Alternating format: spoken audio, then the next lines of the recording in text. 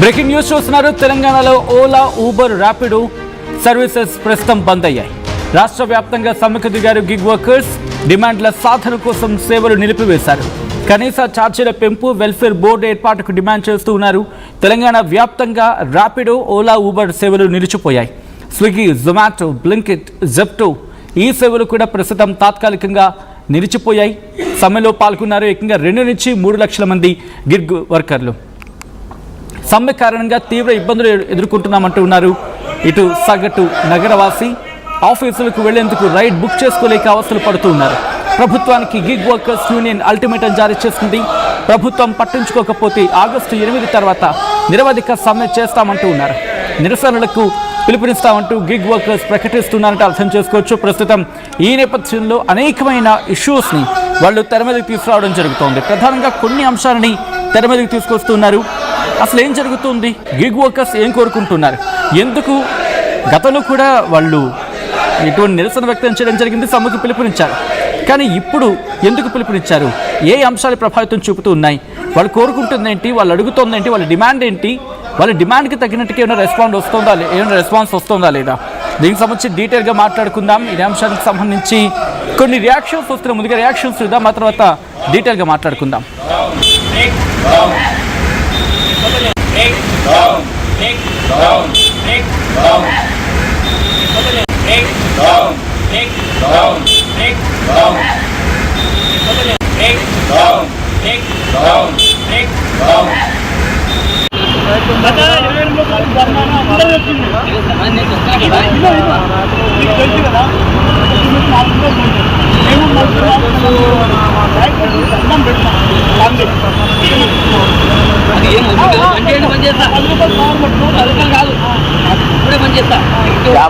My name is Sheikh Salahuddin, founder state president Telangana Gig and Platform Workers Union and TADF member.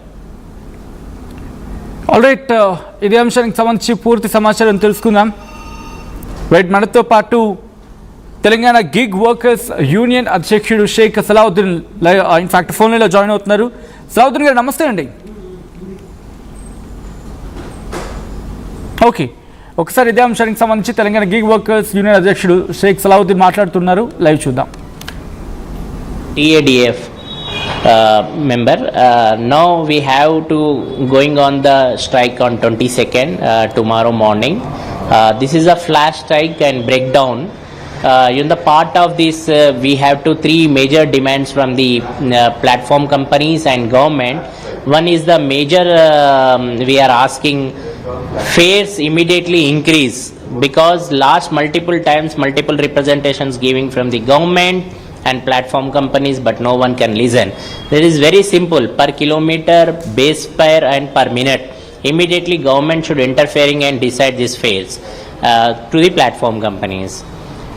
Second, we are asking very important, the motor the gig and platform workers board act will be implemented, but rules and board not implemented. That's why we are immediately should be implemented board and rules.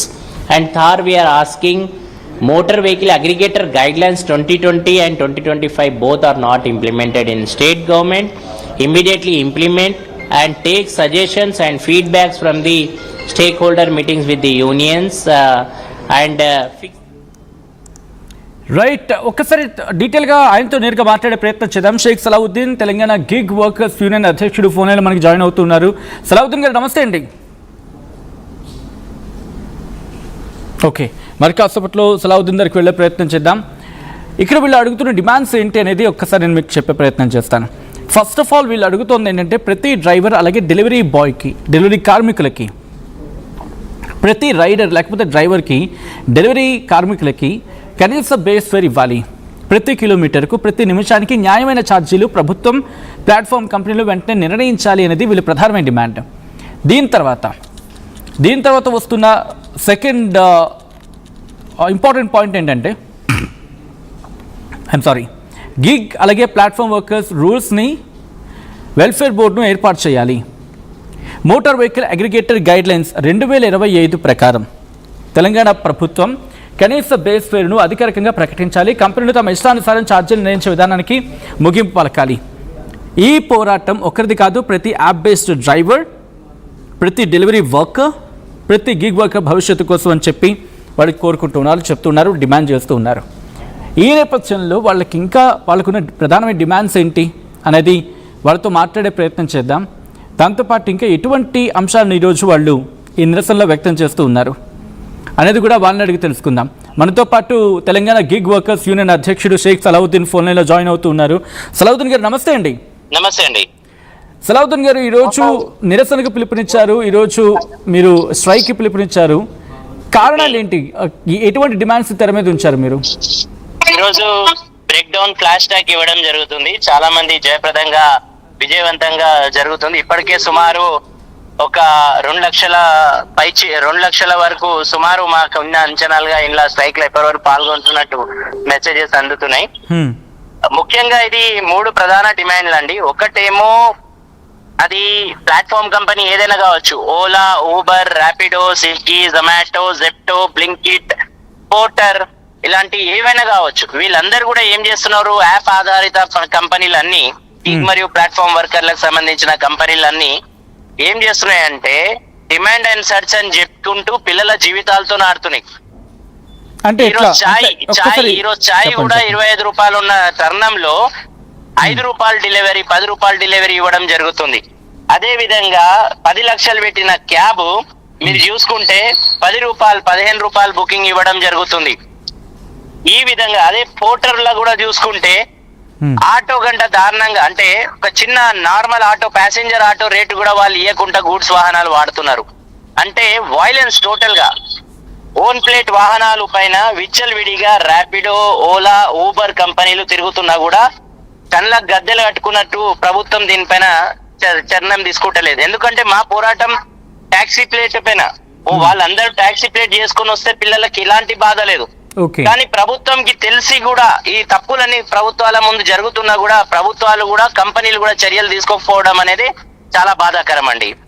Own vehicles ని కూడా services కు ఉపయోగిస్తున్నారు, అయినా పట్టించుకోవట్లేదు, right? అవును, దానివల్ల safety కూడా ఉండకపోతుంది కదా.